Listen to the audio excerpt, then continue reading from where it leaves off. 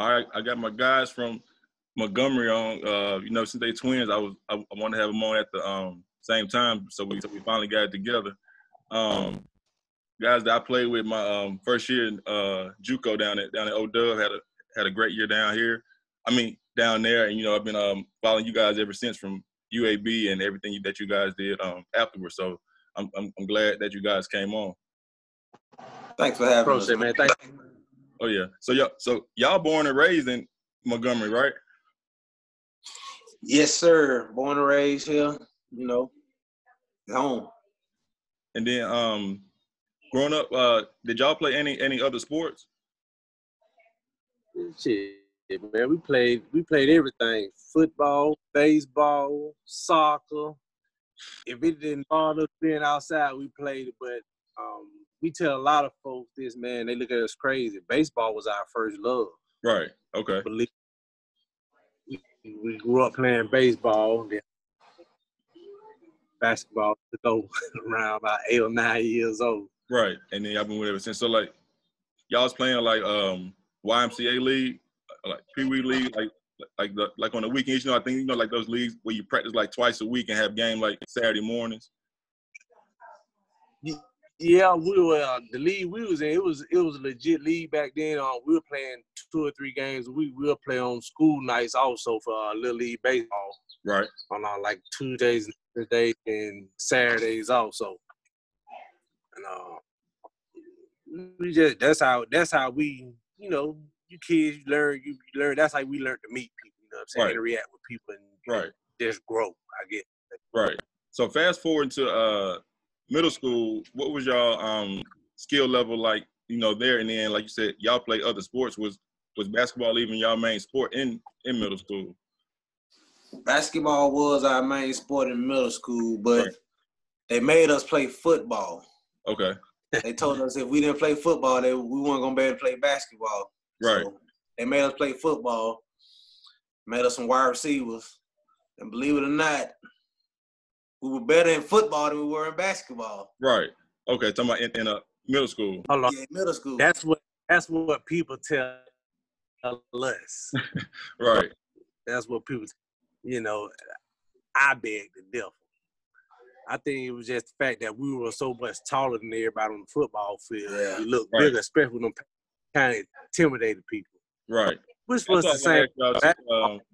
That's what I was gonna ask y'all too. Like, if y'all had already like grew a little bit, because some people wasn't as tall in middle school, some people still grown. So I didn't know if y'all had kind of developed already, with your height. Cause some guys in middle school that are tall, they haven't developed like their skill yet. Yeah, we were developed, but we still, we still had to work hard. You know how it is. You coming up, everybody playing everything. So we just wanted to be the best at what we were. Right. So we worked hard. Other guys worked hard. We were tall, and we worked hard. Talented, and we worked hard. So that's what worked for us. Now, Montgomery, has a good amount of high schools. So why Sidney Lanier, right? Yeah. Now, was that just in y'all district?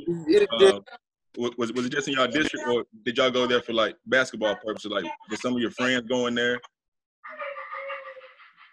Man, to be honest, BJ, man, it's like a tradition for us. You know what I'm saying? Our oldest brother went to school there. Our mom went to school there. Our family member. So it was only right. I ain't gonna say it was. We had options to go other schools, but we wanted to go to that school and make a name for ourselves. But also, it was color. Right. It was blue. Now, so that, what I'm saying, that played a part in it also. Then, of course, we played junior ball. That 7th grade, all those guys went there, and we wanted to stay together, all of us, not just me and my brother, but me and my brother and all the guys, because we won championships at our junior high school, and we wanted to try to do the same thing in high school. Right, because y'all played with Mario, right? Say it again. Mario Killingsworth. Did y'all go to the same school when y'all at the same school? Marco. Yeah. He came. I said Mario. I'm sorry. Yeah, Marco. Yeah, he went to Lanier for 2 years. He went to Lanier for 2 years. Okay. Yep, that's how I got. That's how I got. Y'all got a chip, right? No, We got a chip without Marco. me and Ronnie got a chip. Okay. Mario. Why Marco left? You know, like I said, Marco at that time, Marco was 6'7", Right.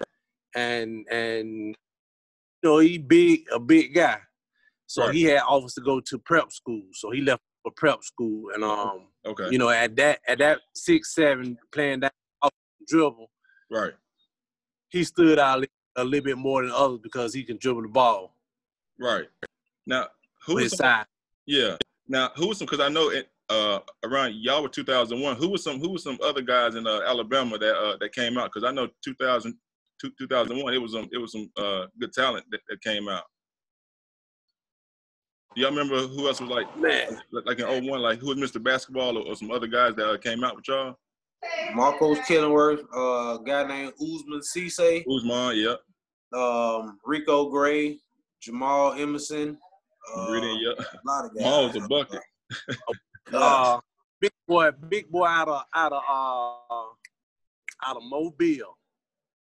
Well, I want to say Michael Stone or yeah, Marcus Stone. Marcus Stone. Okay, Kennedy Winston wasn't with y'all, was he? He's behind us. He was a year behind us. Okay, he was in my class in 02. Yeah. Okay. Yeah. So y'all y'all senior high school. On AAU.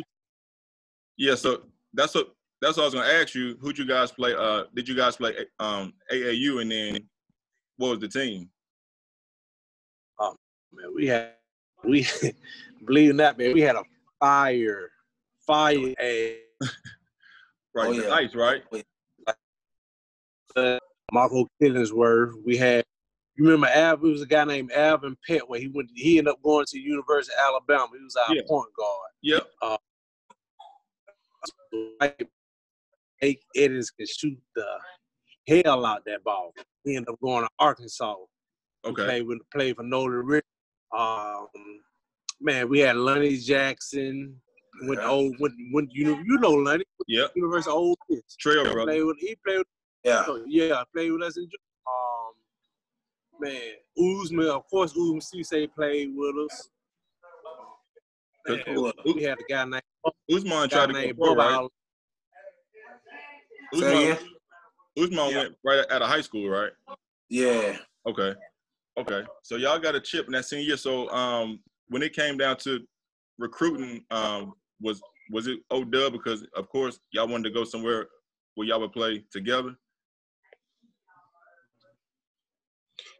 It was a mixture. We didn't have the offers that we wanted. We had offers we wanted. And Coach Stewart made us an offer, come down to get some good sun rays. Right. And you guys are close to home, so he made us a good offer. If you come in and put in the work, the sky's the limit for you guys. And we went down and put in the work, and the sky was the limit. That visit to get you, as soon as I saw all that water, I told him, where do I sign at? Like, you ain't even got to show me the school. I was like, just show me where I sign. Right. So. But hold on. But shoot, when you came down there, you had some good hostesses also, man. You know what I'm saying? Sure. We showed you a good time. Yeah. That was all right. Yep. That was love. We came down there. I remember playing pickup. Yeah. Coach, he do that. He do that for every recruit. But who's the coach? I can't. He's at Wichita State because that's how I got Coach Brown. Coach Brown, because Coach Brown was at Southern Miss. Because Coach Brown was at Southern Miss, and I was talking to him, and then he was like, "Well, let me call down here because like I signed late. Like it was like almost like the summertime when school was almost out." See, they ain't never.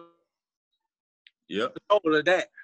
Right, and then like I said, so that Panhandle Conference, people don't know that Panhandle Conference is probably one of the top JUCO conferences, and in the country. So what was that transition like? From high school now coming in, and like a lot of people from JUCO, but like that Panhandle Conference was probably like one of is probably the top conference in JUCO. So what was that transition like?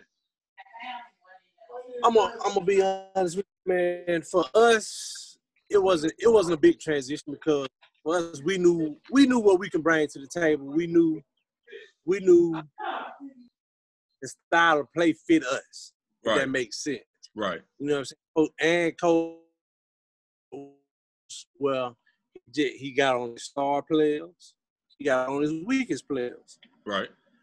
But Coach commended body, whether it was good or bad. So, you know, it was. We wanted to go down there and say, okay, we go down here, we got to feel like we can take the guy of us position. Right. That's how we always. Right. You know what I'm saying? And believe it or not, man, I tell folks all the time, man, if y'all look at our stats throughout our whole life, the first Ronell stats is always better than mine. Right. Not by much, always better. Right. Always better than mine. And folks made it seem like it wasn't that better, it was just the fact it was more flashier with the ball. Right. And Ronell, that mother, he going straight doing what he made at the basketball, one dribble pulling up. Me, I for the crowd a little bit. Right. So that stood out more. Right. So fast forward to our second year. People don't know. So my first year, y'all sophomore year, we won state, won the Florida JUCO the state championship. We beat Miami-Dade, right? Yep. We beat Miami-Dade and then went on to Hutch and placed fifth. So what was that year like? You know, 'cause I think you got player of the year, right? Of the conference. Yeah, he got it. I should have got it, to tell you the truth. You know what I mean? Right. I should have got it. Look, we just found this out, BJ, from Coach Curry. Mm-hmm. You know, I coached Coach Curry these past 2 years. Right. Coach Curry just told me, he was like, Coach Stewart and the rest of the coaches wanted it to be co-MVP. Right. Because they said it was deserved because both of us, you know what I'm saying, did what we did. Right. Yeah, both had great years. But they're like, they can only give it to one. They didn't want it to, some Coach Curry said, but they gave it to me because my numbers were a little bit better. Right. But I tell people all the time, like my first year, like that first team I played with, like at O-Dub, like that team could have beat some D1 teams. I think we had like, it was everybody on that team went D1. Everybody, man. For sure, because y'all came in and brought that energy. Y'all kept us up. Right? Huh? Oh, I thought. Go ahead, Ron. I can't hear you breaking in and out on me. I said, I'm gonna ask BJ. You remember these pickup games we used to have, BJ? Oh yeah. And Legend. Yeah. I shouldn't be saying this, man, but BJ would check me in the pose, and I put this shoulder right here in the middle of BJ check me. Yeah. I think Coach Stewart. Looking back on it, I thought Coach Stewart was picking on me, but he was just getting me ready. But you know, like, because looking back on it now, I like then I was like, man, Coach Stewart like an asshole. But like now, looking back, I was like, I see what he was doing. But like when I was 18, 19, like I didn't understand it then. So he was testing you to see, testing you to see could he trust you and would you fight through the adversity. Right, for sure. Like you said, and y'all definitely made it rough on me for sure. For sure. We made it rough on everybody, but like I said, man, you guys held up y'all end of the bargain. You guys pushed us just as well as we pushed y'all. So we knew if we didn't come to play hard every day, y'all gonna take our spot. And we liked our spot. So right. And when you guys got y'all opportunity, you guys shine. Everybody ate. Everybody, you know what I'm saying. Everybody worked hard. Everybody got along. So that's the main thing. We all got along. Right. You got a team like that gets along on and off the court. Yep. Sky's the limit. Yeah. My first year, that was one of my favorite years. Like you said, like we won the JUCO state. We beat Miami-Dade at Chipola, then went to Hutch, and then placed fifth. So when it came to recruiting, leaving JUCO, what was y'all final 3 schools, and then why UAB? Because of course y'all wanted to stay together for sure, right? Yeah, for sure. Our final 3 was La Tech, UAB, and who the third one was? Who the third one was, dude? I'm gonna be honest with you. I really think it was just those 2, because a lot of schools wanted, but they wanted to split us up. Right. Yeah. We knew. Look, we wanted to play together, because after the next 2 years, we may not be able to play on the same team with you. Right. So La Tech and UAB ended up being the final 2 schools. Right. And I was like, Ronnie, you choosing what school we go to. You're right. Like, nah. I'm like, choosing us. I would always choose what school we went to, right or wrong. True. But right. the ultimate reason we really went to UAB was Coach Anderson. He was at Arkansas. Right. Had to men's in basketball. Right. So UAB was a good brand, and family was close to home. It was close to home. Cause what? That was on like a 2-hour ride for y'all? Hour away, 45 minutes away. Because I remember when I was at Jacksonville State, I used to come down and see y'all sometimes, because that was only like 30, 40 minutes away. Exactly. So okay. Right. So UAB, that was Conference USA. Who were some of the guys that y'all played against during your time there? Because back then Conference USA was tough, like with Memphis and So who were some guys that y'all played against? Rodney Corney, who was Tony Bobbitt, James White, Lemont Goldwild, Francis Garcia, Larry O'Bannon. Who else? Jason Mack. Yeah, Jason Mack. The conference was tough. Right. That was the real Conference USA back then. Yep. And then what about non-conference? Non-conference was just as tough. We played Nebraska. We played Hawaii in the Hawaii tournament. Who else we played? Played USC. Yeah. That Hawaii tournament we played at that time. It was a little school, but they were making big noise. It wasn't.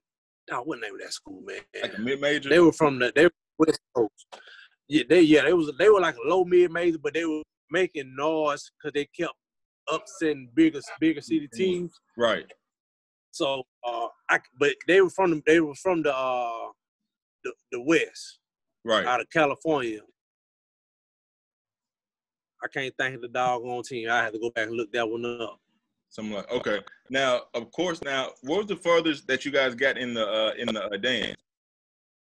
Sweet 16, our first year at UAB. Sweet 16. Was that the pass? Yeah, that was the pass. That was the pass. Right, so about that pass, like, was that? I don't even think I ever asked y'all that. So, had y'all been working on that, or like, was that planned, or like, was it just like, so like y'all? Was it just like having that connection? Now you asking questions, you already know. Now we did stuff like that on the regular, man. You already know that. but like on that stage though, you know what I'm saying? Like it's like the dance, like it's like Kentucky. So like you ain't even think twice about it. I ain't think twice. Why? You already know when you've been in the womb together, playing together for so long. Right. Listen, I'm gonna tell you exactly how it happened. I kicked him out the womb early so I could throw him a pass. Right. And that's when the pass got there. Right. 21 years later. Yes. Hey, so if anybody don't know what I'm talking about, just go to YouTube and type in UAB Kentucky game. And I don't know what year with the Twins running the Donnell pass. It's like it's always like one of like the top plays in like tournament history, like every year. So I remember watching it live. That was crazy. I know that was like a big upset too. Oh yeah. What got us to the Sweet 16 right there. Yeah. We knocked off the number one overall number one seed of the tournament that year. Kentucky was the 1 seed that year. Yeah, the overall number one. And who all was on that?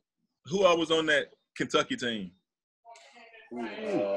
Hawkins. Gerald Fitch.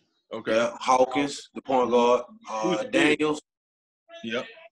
Daniels, Eric Daniels. Who else? Chuck Hayes. What's Chuck Hayes? Chuck Hayes with the Azubuike. Yeah, Azubuike. I had a guy named Barber. I forgot Barber's first name. Ron Barber. Ron Barber. Okay. Yeah. Yeah, no. But that was, man, folks forget, man, before that game, we played Washington. Okay. And they had Nate Robinson and Brandon Roy. Oh yeah. All right. Was that? Brandon Roy, and we they were the 8th seed and we were the 9th seed, and we beat them in the second. Because Brandon Roy was tough when he was at Washington. Super tough. Right. Right. Super tough. Okay, so fast forward, to the end of y'all senior year, and now y'all getting ready to become pro. What was that process like? Did you guys go to Portsmouth and just like workouts, and then how did that come about? Well, for me, I didn't do Portsmouth. My senior year, the last month of the season, I broke my foot. Right. So I didn't get offer for Portsmouth, but I just worked out a lot in Atlanta. We got an agent, and we worked out in Atlanta a lot. Right. And, just worked out. Went to some overseas camps. Right. And made a name for myself over there in those camps, and I ended up going overseas. Right. And then how many years were you over, Ron? I was over there for 13 years. 13. And then you did like 1 year in like the 1 year in the D League. D League, right? Okay. Yeah. And then D, you went. So D, and I know you coming out. You was with the Wizards for 2 years. So what was that like? How that come about? I didn't get invited to Portsmouth either. But I did.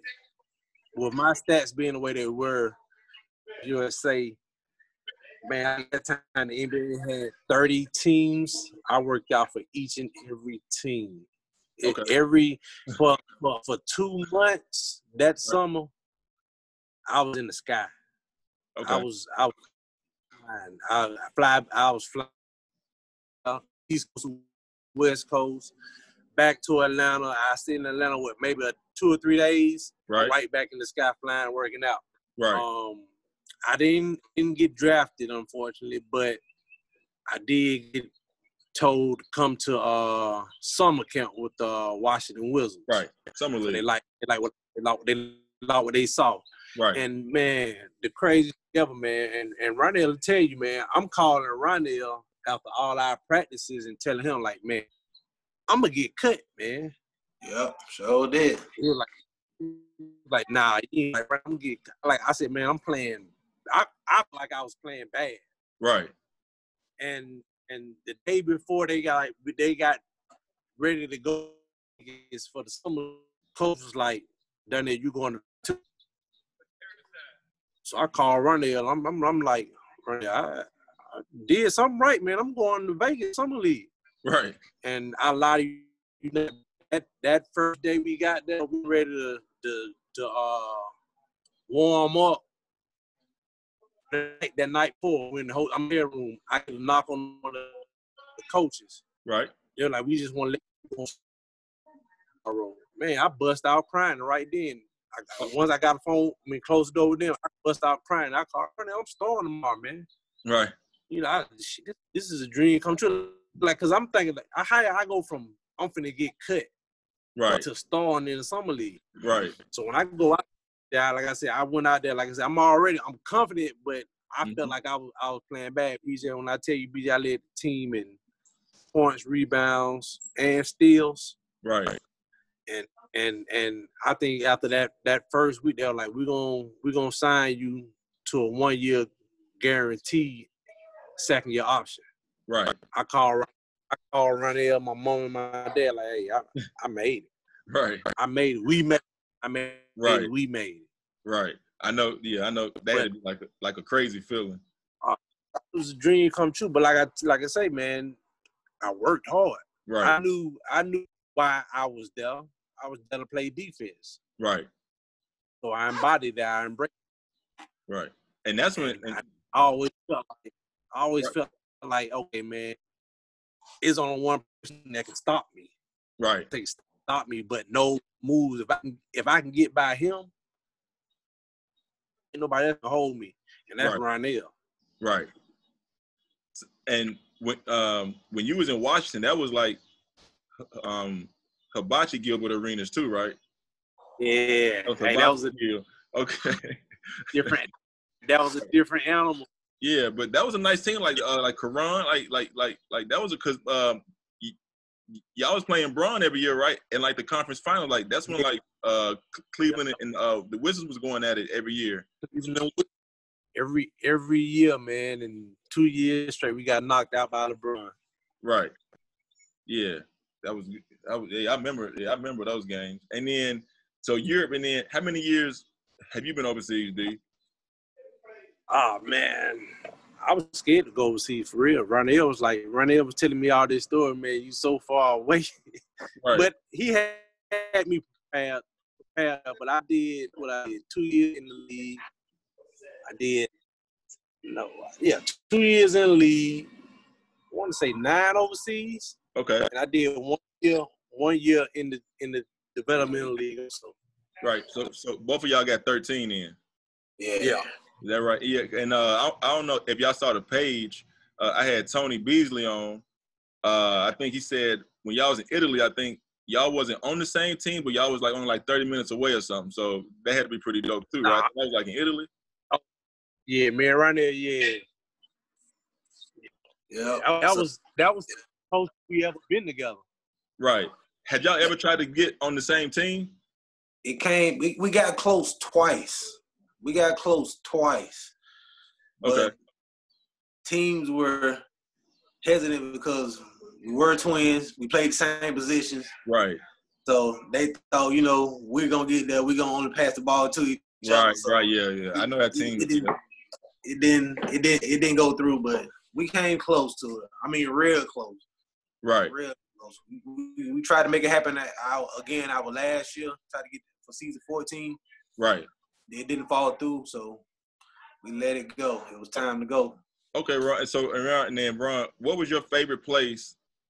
And then what was your favorite place? What was your best year? And then toughest person that you had to guard? My favorite place to play when I was overseas. First, I'm gonna tell you where all I played. I played in Italy. I played in Slovenia. I played in Monaco. I played in Belgium. I played in France. Okay. And I played in where else I played? I think that's it. My favorite place to play, believe it or not, was I played in Cyprus as well. Okay. My favorite place to play was in Mons, Belgium. Okay. Freezing cold, but I said my favorite place to play because the coach there, he let me do what I wanted to do. He let me go. Like he knew I'm harder on myself than he was ever gonna be on me. Like he could say something to me, right? But he already knew him. I had already punished myself in my mind. Right. Everywhere else they let me do what I wanted to do, but they always held you back a little bit. Yeah, because Europe is different. Like people don't understand. Like I tell people all the time, like if you see somebody averaging 25, they probably not on the best team. But if you see if you see the team with like 5 dudes averaging between like 10 and 15, that's probably like that's a great team. So exactly. people don't understand that because it's a different style of a play.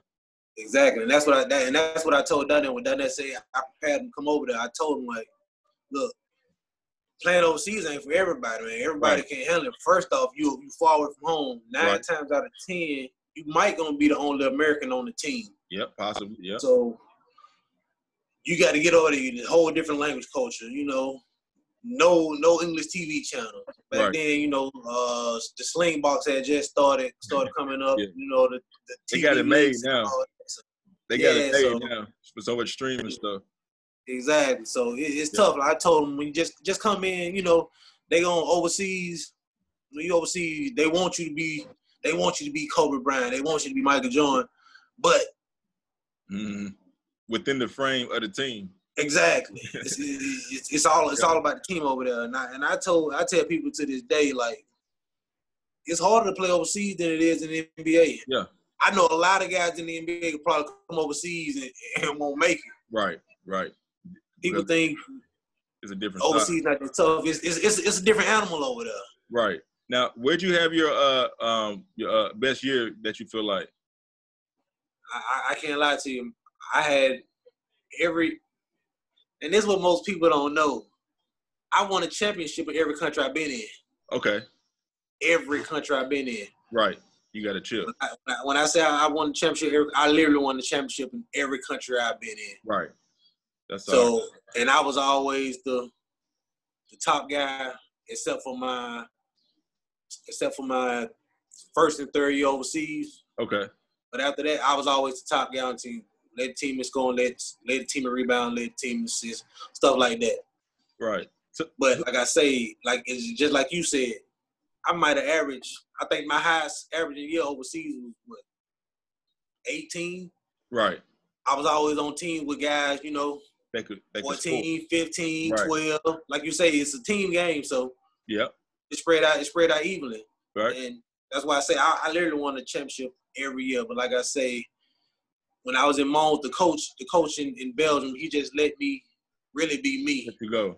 Right. I can just go out there and play. I didn't have to worry about like, damn, what he gonna say now? What am I coming out the game? Yeah, I gotta. Yeah, it ain't even about coming out the game. It's about you out there being selfish. No, I'm not being selfish. I'm just confident. I'm more confident in shooting the ball myself than passing to somebody else. Right. That's just how confident. That's how confident I've always been my whole life. Right. You know, I feel like I got a better chance at taking the shot and making it than somebody else. And like I say, I was not a selfish player. You ask anybody, far from a selfish player. Oh yeah, no, not at all. I mean, I play with y'all. Yeah. Player, but you know, it was just a certain kind of confidence in myself. Right. You know. Now, European or American, who's the toughest player you think that you had to guard, or somebody that just gave you a problem? Nobody ever gave me a problem. Okay. Nobody ever gave me a problem. I don't. Yeah, nobody ever gave me a problem. Yeah, if I really had to say, I would say this guy here, only for the simple fact that y'all know we know each other's moves, right? And then we're gonna get into a fight. So I would say him, but no, I played against a lot of guys. I played against Kyle Weaver overseas, John Randall, Tim Black, who else? Darren Williams, he came overseas. I played against him when he came overseas. Yeah. Played against a lot of guys, man. David Hawkins. Oh yeah. He was big time over there. Yeah, a lot of guys, man. Yeah. I can go on and on, just naming guys. That's the cool thing about it, like that you get to play against guys that you probably seen like on TV, like at other big schools, like or ex NBA guys. So that's the one cool thing about Europe. Okay, D. I didn't know we got 4 minutes because I guess it's 3 people. We got 40 minutes. So real quick with you, what was your favorite place? Oh man, my favorite place to play was in Italy. Okay. My favorite coach was Max Minetti. Okay. I won the championship there, and I told him, it's just like Rondell, man. He let me rock, and when I say let me rock, it would be games where he was like, "Look here, Donnell, just go do you." Yep. Don't. I had the neon green light. Okay. With him, but like Rondell said, that's big time to have. I wasn't selfish. I was a team player. Right. But he knew that, okay, when I felt like we down or we need a point or something ain't going right. Right. Just go do you. And I love the way the fans embrace me there. Right. You know what I'm saying? They showed so much love, man. And I would dap fans up before the game start. You know what I'm saying? Little kids. Yeah. And I had fans always tell me, Donnell, we love to see you come out the locker room smiling. Right. You come out the locker room, we got a good chance of winning that game. Yeah. Like people won't understand, like some of those, like European fans, like they loyal to like to the death, like for their team or city, like sometimes like it be fights before the game, like flares going off in the stand, so like people won't understand until you come to a game and check it out. Like I got one thing, and I got to tell you this. Tell you how loyal fans are. I've been spit on overseas, had rocks and bricks thrown at me overseas during the game, literally during the game, and the referee look at me like, oh yeah, Americans, yeah, you gonna get beat up over there. Like you're not getting like that call home. Exactly. Right. Exactly. I played in places where only the home crowd fans could be at the game, the away crowd. Our guys, our fans couldn't go to the game. That's just how intense the games were overseas. Okay. Okay. I was in the game where the fans start fighting in the game, throwing chairs and stuff.